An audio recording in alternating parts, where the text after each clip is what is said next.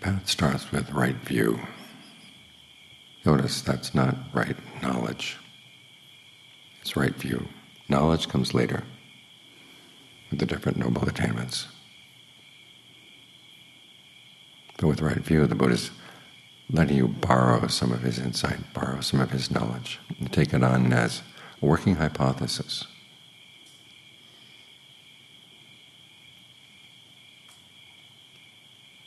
This is going to be a good path to follow. As the Buddha said, it's admirable in the beginning, admirable in the middle, admirable in the end. But the best is saved for last. In the beginning, you're taking a gamble. You don't know if the Buddha's right or wrong about things like rebirth or karma. But you do know that they're good things to believe, in the sense that they affirm your power to shape your life in a good way. Think about that reflection we have sometimes. Subject to aging, illness, death, separation from all that is dear and appealing to me. Those are the reflections that point out to you that you live in a dangerous world. Things that you depend on, the things that you love, are going to be taken from you someday. So what have you got? You've got your actions. And your actions can make a difference. Whatever I do, for good or for evil, to that will I full heir. That's affirming your agency, that the choices you make are your choices and that they will make a difference. That's good to believe, because if you believe otherwise, that your actions have no meaning or you're not really responsible for them, you're left defenseless. This machine of the world could just grind you down, and you'd have no recourse. You know, the Buddha is saying, based on his experience, yes, we can make a difference. And it's a good thing to believe. There's a discourse where he says it's like taking a bet. You're making a safe bet.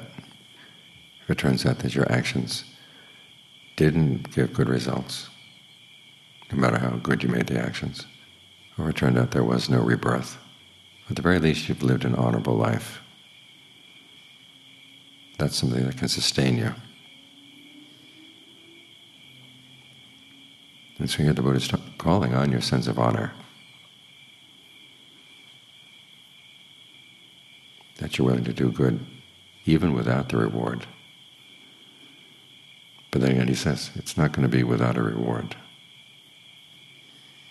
So you place some trust in him, because you're going to place your trust in people who teach otherwise. What kind of people are they? And where would their teachings lead you if you actually followed them? I had a strange conversation one time with an editor of a Buddhist magazine, talking about how you have to believe in the power of your actions. Otherwise you're left adrift. You don't know what to do. He says, yes, well, I guess suppose so if you act in line with your beliefs. And I wonder, well, what kind of beliefs do you have that you don't act in line with?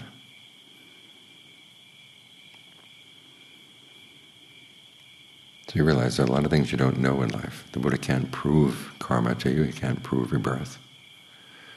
But he does offer a pragmatic reason for adopting these views as right views, because you behave in a better way and you behave in a safer way.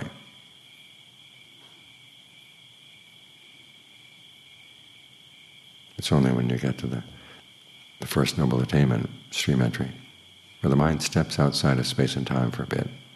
And in the course of stepping outside of time, you realize that time has gone on, your experience of time has gone on for a long time, much more longer than this one lifetime.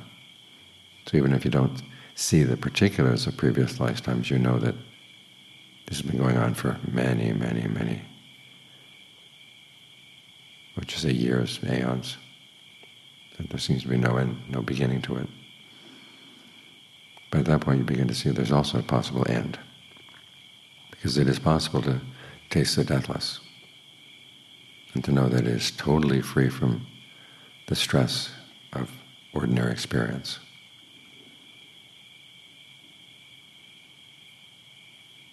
That's when you can begin to say that you begin to know.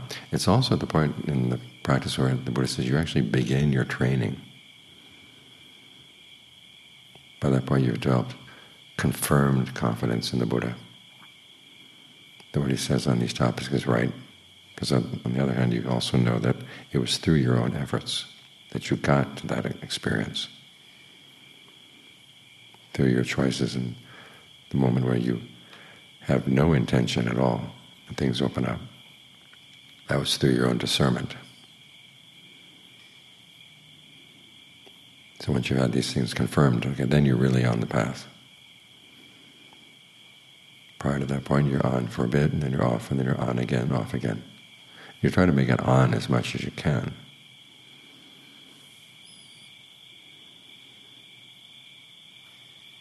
But the sense of confidence in the Buddha, the sense of confidence in the path that he taught, gets a lot stronger at that point.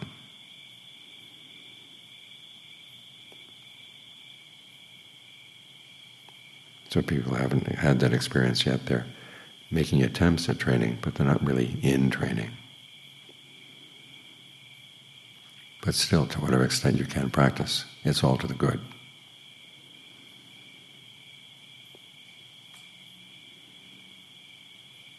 The Buddha keeps making reference to animals that have been tamed and trained, how much more they can do than if they haven't been trained.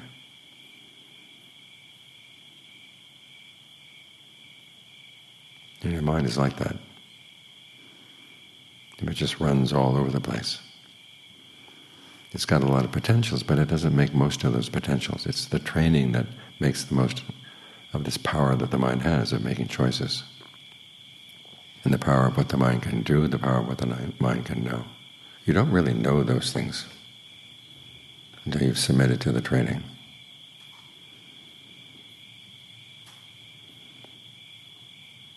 As the Buddha says, just in the case of jhana, the things that can be known through the practice of jhana, powers that can be developed in the practice of jhana, are inconceivable. In other words, trying to figure out what a person with that level of concentration can do and can't do. That's inconceivable, to say nothing of the range of a Buddha. Our sense of what the mind can do, what the mind can know, has been greatly limited by our education. We become sensitive to certain things that are useful for the society.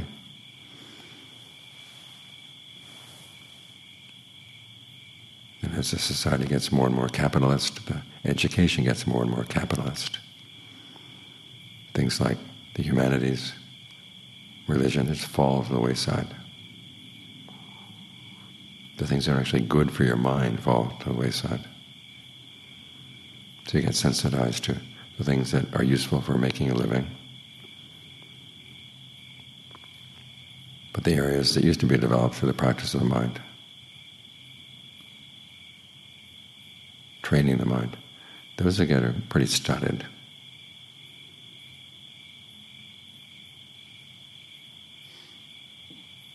We have this pride in our Western education, but we have to realize that it's very good in some areas and very limited in others.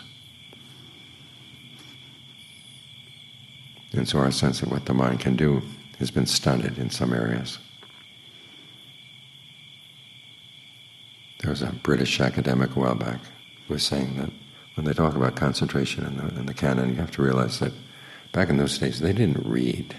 So they didn't have the powers of concentration that we have now. So when they're talking about concentration, it's nothing amazing, nothing beyond what we already know, which shows you how ignorant academics can be.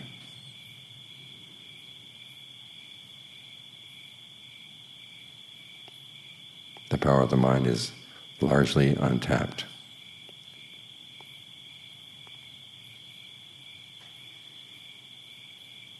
So here we are meditating, assuming that the mind does have some power. After all, if it were just the result of physical events, sitting here and meditating wouldn't make much of a difference. But the fact that you can direct your intentions, direct your acts of attention in a way that can bring stillness, that can bring a sense of ease, a sense of well-being, a sense of rapture, clarity to the mind. That's because the mind is not just on the receiving end of things. Manobhamangamatama manaseta manobhaya. The mind is the forerunner of all experience. It's the mind that's in charge. Things are made by the mind.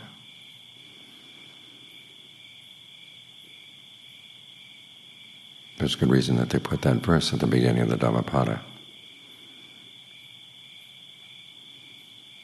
It's the power of the mind that we're training here, the power of the mind that we're cultivating. And so it's good not to have any preconceived notions about how limited that might be. Each of us has our own karma in terms of what we can know, how far we can develop these possibilities. But you're not going to know the potential of the mind until you work at developing it, actualizing it.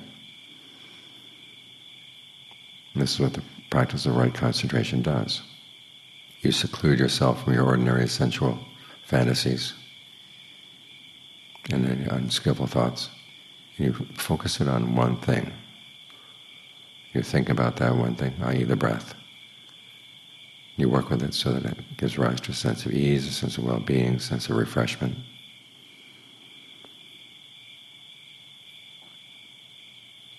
You energize the body, you energize the mind, and then you allow them to grow calm. And as you work with the calming of the mind, the calming of the breath, things begin to peel away. Even things that right in your own mind that you never saw clearly become a lot clearer. Unfortunately, that's the aspect of meditation that's really important. We read about the other powers that can be developed. You can say, for the time being, well, at the moment I know nothing about those.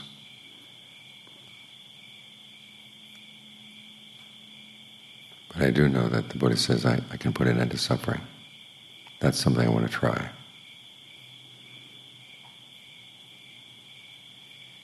So it's all laid out. It all makes sense. But it requires that we have a sense of how limited we are in our ability to know the Dharma until we've done the Dharma.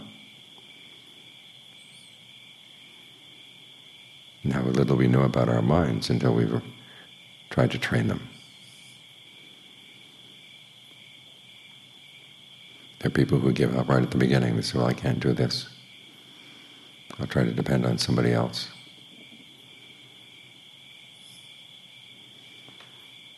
But as the Buddha said, you have to be your own mainstay. Nobody else can do this work for you. And if you don't do it now, when are you going to do it? So you commit yourself, because it's a good thing to commit yourself to. And then you learn from what you've done. It's not just a matter of doing what you're told. I mean, the Buddha does give you some examples, some ideas of what you can do with the breath. But they're more like riddles. So breathe in a way that makes you sensitive to rapture. Well, where are you going to sense the rapture? How are you going to breathe in a way that does that? That's something you have to learn by trial and error. Breathe in a way that makes you sensitive to pleasure. Same thing. Breathe in and out, gladdening the mind, concentrating the mind, releasing the mind. Each of those is a riddle. So you're not just forcing your mind into a mold, being obedient. You're learning how to develop your own powers of commitment and reflection. And the Buddha talks about that question that lies at the beginning of discernment. What, when I do it, will lead to my long-term harm and suffering? What, when I do it, will lead to my long-term welfare and happiness? There's some places where he gives the answer that you get from other people. Practice generosity, virtue.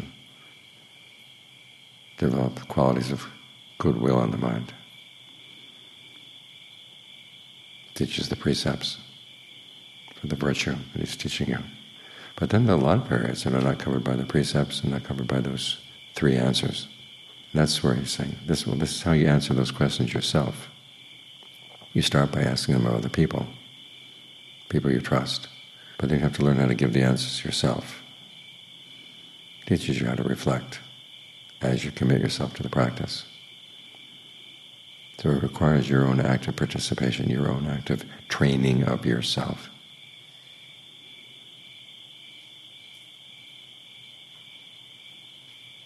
And that's inspiring. The Buddha puts a lot of trust in you. That this is something you can do, that you can master your unskillful thoughts. You can develop the good qualities he's talking about.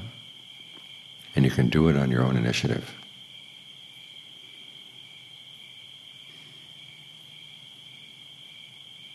So it's good that he's placed his trust in us. It feels good to have that trust placed in us.